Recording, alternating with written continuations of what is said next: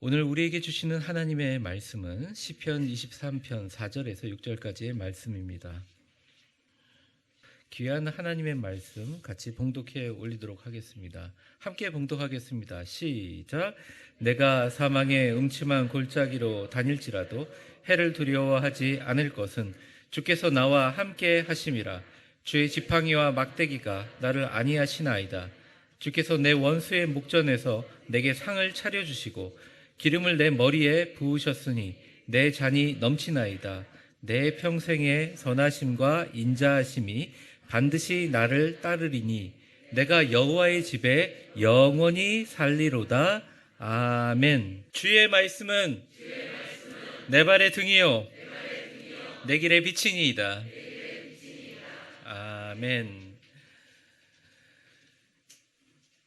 아파트 경비원 아저씨가 놀이터를 지나가는데 한 예쁜 남자아이가 엄마와 놀고 있는 3살짜리 남자아이와 눈이 마주쳤습니다. 그 아이가 꾸벅하면서 안녕하세요 아저씨 하고 고개를 숙이며 인사를 했습니다. 얼마나 귀여웠던지 아저씨가 경비실에 당장 달려가서 누가 갖다 준 좋은 오렌지 하나를 들고 아이에게 갖다 주었습니다. 아이는 그 오렌지를 들고 엄마한테 가서 엄마와 한참 이야기를 나누다가 이제 다른 쪽으로 순찰하러 가는 경비 아저씨의 뒤를 막 쫓아옵니다. 탁탁탁탁 하면서 힘껏 달려옵니다. 아저씨는 속으로 마음이 좀 뿌듯했습니다. 야, 엄마가 참 아이 교육 잘 시키는구나. 감사하다는 얘기를 하려고 오는구나 생각하면서 내심 굉장히 흐뭇했습니다. 아기가 막 헐떡거리면서 다가와서 아저씨의 옷자락을 붙잡고 오렌지를 들고 아저씨를 쳐다봤습니다. 그러면서 이렇게 얘기했습니다. 아저씨, 귤 까주세요. 귤이 안 까져요. 예전에 지하철과 버스에서 어르신들이 자리를 저희가 양보라는 말이 당연히 앉으셔야죠. 불편하니까. 이제 앉으시게 되면 학생 가방 좀 하면서 들어주던 옛날의 시절이 있었습니다. 또 어린아이들이 예쁘니까 어르신들이 사탕이라든지 뭐 주섬주섬 이렇게 하시다가 맛있는 것을 좀 주면 입에 이렇게 물고 아이들이 감사하다는 말을 안 하면 억지로 모가지를 확 꺾어가지고 감사하다고 해야 돼 이렇게 할 때가 많았던 것 같습니다. 당연히 감사라는 것이 동방예의지국인 우리나라의 덕목이었고 감사는 어떻게 보면 우리의 삶을 품격 있게 만드는 어떠한 하나의 의식이자 우리가 갖고 있었던 삶의 아름다운 모습이었는데 요즘은 마치 감사를 잃어버린 시대를 살아가는 것 같다는 생각이 듭니다. 우리나라는 참 감사할 것이 많지만 많은 사람들이 얘기할 때 자신의 당연한 권리에 대한 불만과 불평에 대한 이야기들은 너무나 가득한데 감사는 사라져 버렸습니다. 저한테 많은 분들이 얘기합니다. 목사님 계속 신앙인의 무슨 품격에 대해서 얘기하는데 과연 성경에서 말하는 신앙인의 품격은 무엇을 말하는 겁니까? 라고 물어봅니다. 그 물어볼 때 청년이든 어른이든 아이들이든 전 똑같이 늘 대답합니다. 그 사람의 감사가 바로 신앙의 품격이다. 왜냐하면 감사는 그 사람이 자신의 인생을 바라보는 믿음과 선택이기 때문입니다. 하루에 수백 번씩 수천 번씩 감사를 했다고 하는 알버트 아인슈타인은 이런 이야기를 했습니다. 우리 같이 한번 읽어볼까요? 시작. 인생을 살아가는데 오직 2가지 방식이 있을 뿐이다. 하나는 기적 같은 건 없다고 믿는 삶과 다른 하나는 모든 일이 기적이라 믿는 삶이다. 제가 원래 원고를 줄 때는 모든 일이 기적이라고 믿는 삶도 지난 글씨로 줬는데 아마 잠깐 근데 사실은 제가 한번 따라해 보십시오. 모든 일이 기적이라고 믿는 삶. 저는 그게 크리스찬의 삶이라고 생각합니다. 어제 생각을 해봤어요. 이게 참 기적이다. 하나님 은혜 안에서 제가 말씀을 전하고 또 이 험하고 힘든 코로나 다 이기고 우리 교회가 이제 드디어 하나님의 귀한 일꾼들을 참 후보가 많이 나오잖아요. 잘 선택할 수 있고 행복하게 선택할 수 있는 나를 맞이하게 된 게 얼마나 기적인가, 감사한 일인가 이런 생각이 들었습니다. 여러분이 오늘 숨을 쉬고 이 예배에 살아계신 하나님을 만나러 이 자리까지 올 수 있게 되고 이것이 정말 여러분의 벅찬 감격이고 은혜이고 그리고 여러분에게 기적입니까? 진정한 감사입니까? 만약 여기에 대해서 여러분이 예라고 하신다면 여러분들은 신앙의 가장 중요한 품격을 갖고 계시는 것입니다. 이 마음으로 사랑하는 우리 옆에 있는 분들에게 축복하는 마음으로 한번 축복해 보겠습니다. 당신이 곁에 계셔서 하나님께 감사드립니다. 오늘 저는 반드시 내 인생을 따라다닐 감사, 반드시 내 인생에 따라다닐 감사라는 제목으로 하나님의 마음을 사로잡았던 다윗의 인생의 마지막 시편, 가장 노년했었던 시편, 그의 평생 감사에 대하여 본문을 통해서 살펴보도록 하겠습니다. 먼저 첫 번째입니다. 우리 같이 한번 읽어볼까요? 시작. 삶의 극심한 위기 속에서 함께 하시는 하나님을 감사하라. 그것이 품격이다. 4절의 말씀에 보면 다윗의 그 감사의 내용이 나와 있는데 같이 읽어보죠. 시작. 내가 사망의 음침한 골짜기로 다닐지라도 해를 두려워하지 않을 것은 주께서 나와 함께 하심이라. 주의 지팡이와 막대기가 나를 안위하시나이다. 아멘. 초등학생만 졸업하면 아무리 어려도 인생에 대해서 알아가게 됩니다. 우리의 인생은 시편 23편에 나오는 그저 잔잔한 물가와 푸른 초장, 쉴만한 물가만 펼쳐져 있지 않는다는 것을 대부분 머리에 철이 들면 다 알게 됩니다. 오히려 발을 조금만 잘못 디뎌도 낭떠러지와 같은 사망의 음침한 골짜기라고 할 수 있는 인생길에 조심조심하면서 순간순간 전쟁의 삶을 살고 있는 게 우리의 삶이라고 생각합니다. 다윗 또한 그러한 삶을 살았죠. 팔레스타인 지역 자체가 워낙 메마르고 풀이 자라지 않는 사막지대였고 깊은 협곡과 낭떠러지, 어두운 밤이 되면 양들을 노리는 맹수들과 강로들로 가득하고 위태한 상황입니다. 그러한 상황에서 양들은 늘 목자의 존재가 그들에게는 절대적이었습니다. 실제로 성지순례를 우리 성도들이 같이 가봤으면 좋겠다 이런 생각을 가지고요. 또 그 비슷한 지형을 가보면 정말 너무너무 아슬아슬합니다. 그 일반 차량이 다니는 길이 아니라요. 어쨌든 양들이 풀을 뜯어 먹게 되면 풀의 씨가 말라서 다른 곳에 풀이 있고 먹을 것이 있는 목초지로 이동하는 그 길들은 너무너무 좋습니다. 그냥 상상에 맡기기보다 예전에 여러분들이 TV에서 보셨던 차마고도라는 그런 다큐멘터리에 그 운반하는 아주 가파른 그런 길을 봅니다. 양들은 눈이 어둡기 때문에 그리고 몸집이 크고 몰려다니기 때문에 자칫해서 누가 앞에서 인도를 잘못하면 몸이 부딪혀서 낭떠러지로 떨어질 수가 있게 됩니다. 그래서 목자가 늘 옆에서 돕고 인도하는 존재가 있죠. 우리가 삶을 살아가면서 우리의 삶이 불안하다고 생각하시는 분들, 어렵다고 생각하시는 분들, 특별히 모든 부분에서 나의 부족함과 결핍을 느끼시는 분들은 감사를 하지 못합니다. 하지만 하나님께서 우리의 목자가 되시는 순간 부족함이 없고 우리에게 진정한 감사가 있다고 생각하는 믿음의 성도들은 삶의 고통 가운데 느끼는 최고의 인생 수업인 감사의 귀중함과 진짜 감사를 배우게 됩니다. 하나님께서 우리의 목자이심을 믿습니까? 주님이 우리의 선한 목자이심을 믿습니까? 그렇다면 여러분들은 이미 그 사실을 믿음으로 받아들이는 순간 여러분이 할 일은 이제부터 진정한 감사를 하나님 앞에 올려드리는 것입니다.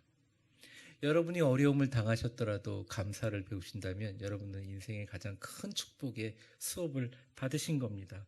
생사를 오가는 극심한 위기 가운데서도 주님이 나의 목자만 되신다면 저는 안전하고 그 은혜에 감사드린다고 다윗은 평생 고백해 왔고 그렇게 하고 하나님의 곁으로 갔습니다.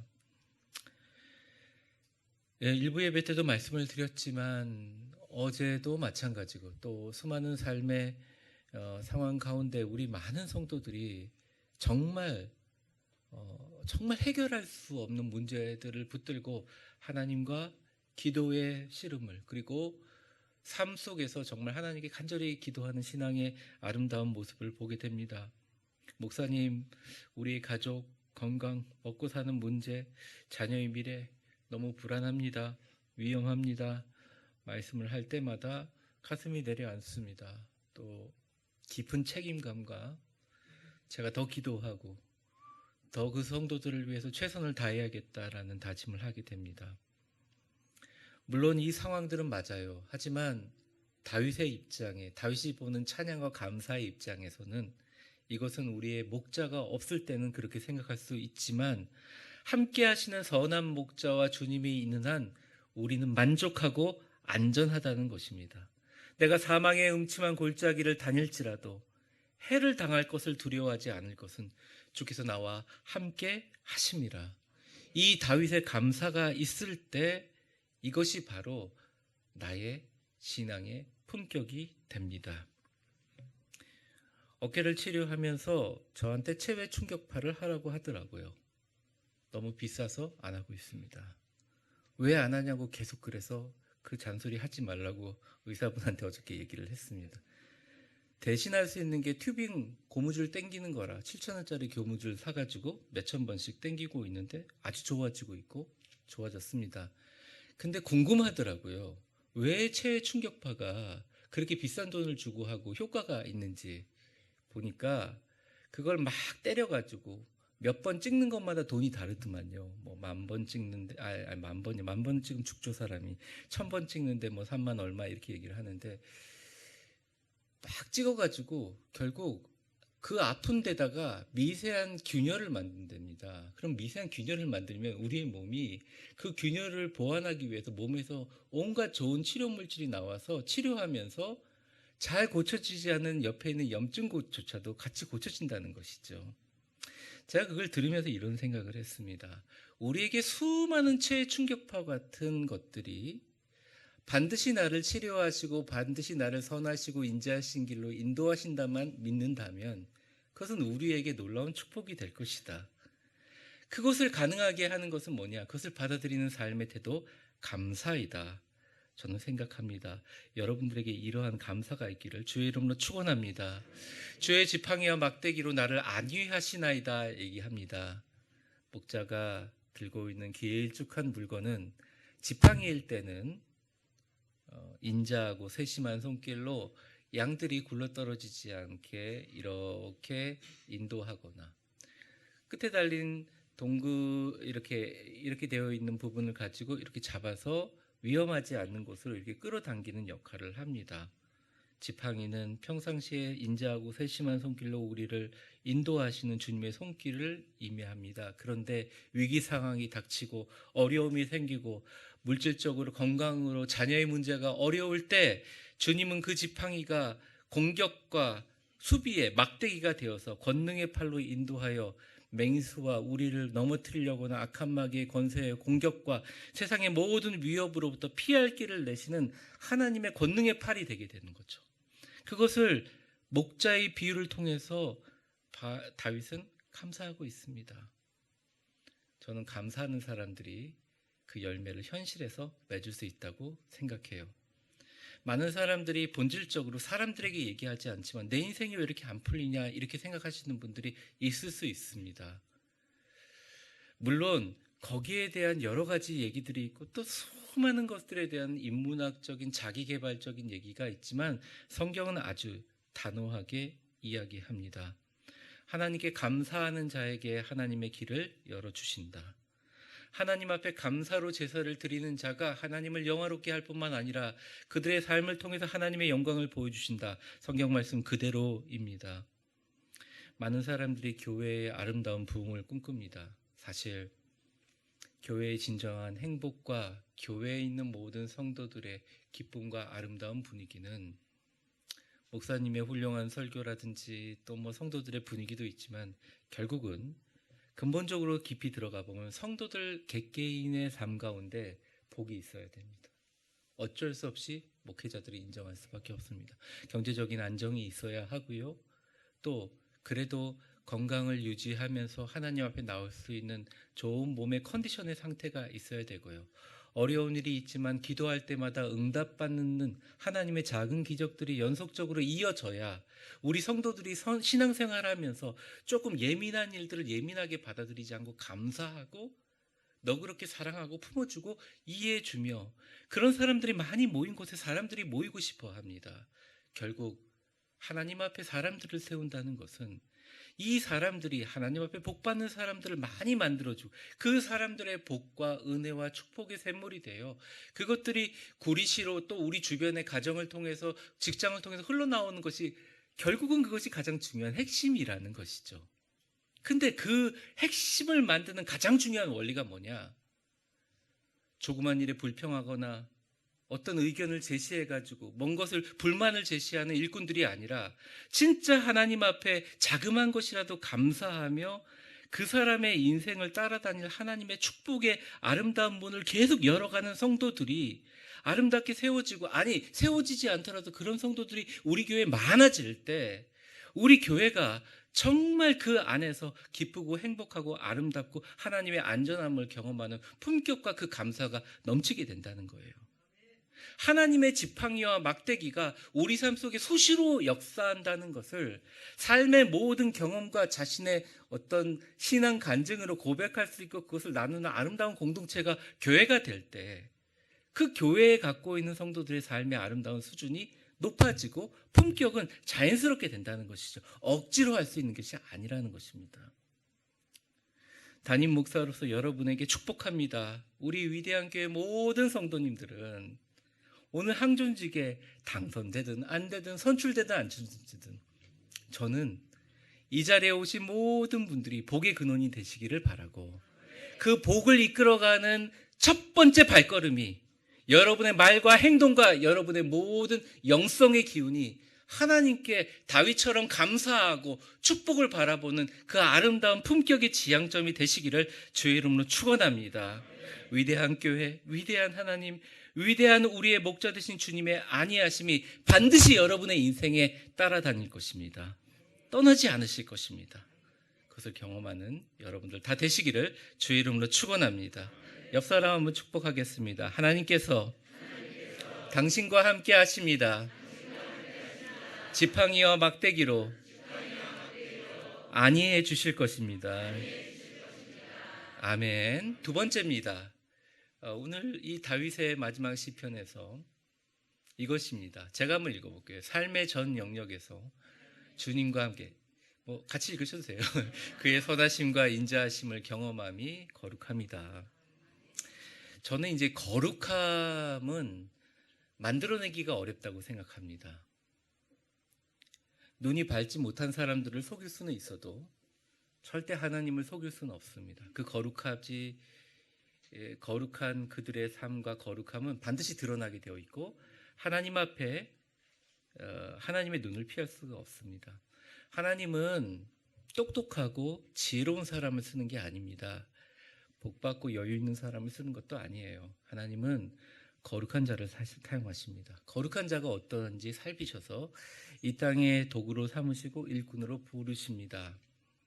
교회의 중요한 일들을 맡아서 열심히 일하실 분들을 여러분들 선출되시면 기쁜 마음으로 응원해 주시기 바랍니다.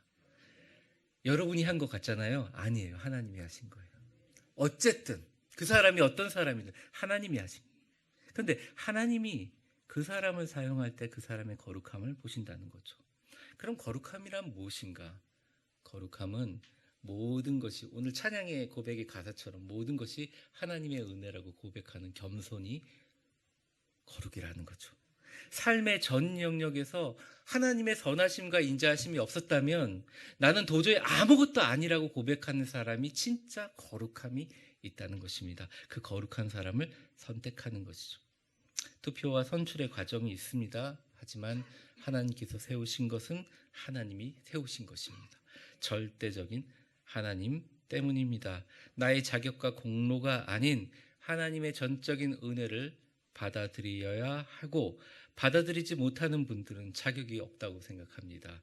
하나님이 주시는 전적인 은혜로 나의 조그마한 영향력이나 나의 인지도 때문에 항존직이 될 수 있다고 생각하는 순간 그분은 교회의 성령의 도구로 일하기가 어렵습니다. 사랑하는 성도 여러분, 우리 모두 실수하고 또 언제든 변화하고 언제든 개발되고 언제나 새로워질 수 있는 가변적인 존재라는 것을 우리는 겸손히 받아들여야 됩니다. 이전 것들을 생각하지 말고 이제부터 겸손과 감사로 주님의 몸 되시는 위대한 교회 사랑하고 존중하고 섬기실 때 우리 성도들이 정말 행복하고 우리 성도들이 정말 기쁜 마음으로 신앙생활을 할 수 있도록 아름다운 말과 행동으로 격려하고 성도들의 기쁨의 질과 행복의 질들이 다 높아질 수 있는 그러한 거룩함과 품격과 겸손의 일꾼 하나님께서 여러분들의 손으로 선택하게 해주실 줄 저는 믿습니다. 그리고 이렇게 섬기셔야 직분이 그분의 인생에 복이 됩니다. 경제적으로, 가정적으로, 신앙적으로 유익이 됩니다. 다시 말씀드립니다. 거룩함은 나의 인생의 선하심과 인자하심으로 순간순간 인도하신 하나님에 대한 지극한 감사와 겸손으로부터 시작된다는 것이죠. 다윗은 5절에 이렇게 감사했습니다. 같이 읽어볼까요? 시작. 주께서 내 원수의 목전에서 내게 상을 차려주시고 기름을 내 머리에 부으셨으니 내 잔이 넘치나이다. 전쟁에서 패하여 포로가 된 대적들 앞에 전쟁의 승리자를 위하여 베푸는 승전잔치를 묘사하는 내용인데, 이 내용을 읽어보면서 다윗은 자기가 다 한 것이라고 하지 않으면 오히려 자신이 누려야 될 모든 영광을 다 제하여 버리고 빨간 글씨처럼 얘기합니다. 여러분 빨간 글씨만 이어서 한번 읽어볼까요? 시작. 주께서 차려주시고 부으셨으니 넘치나이다. 내가라는 말이 하나도 없어요. 내게라는 말만 있을 뿐이지. 주님께서 밥상 차려주시니 먹었을 뿐이고, 주님께서 존귀함의 기름을 머리에 부어주셨으니 그냥 부음을 받을 뿐이고, 그래서 내가 갖고 있는 축복의 잔이 과할지라도 하나님이 넘치게 하셨다. 온전히 하나님이 다 하셨다 고백하면서 그의 감사는 이렇게 진행되고 있습니다. 전쟁과 칼과 화살을 들고 수많은 사선을 넘으며 전쟁을 치렀고 싸움터에서 목숨을 걸었던 다윗입니다. 자신을 해하려는 원수들과 이간질과 간사한 사람들의 선동하는 거짓말로 인하여 다윗은 수많은 마음의 고통과 아픔을 겪었는데, 그 고통과 아픔 가운데 자녀도 잃어버리고 자신을 믿고 신뢰했던 수많은 사람들을 잃어버리는 엄청난 피해를 받았습니다. 하지만 다윗은 그것에 대해서 이야기하지 않고 오직 하나님께 감사합니다.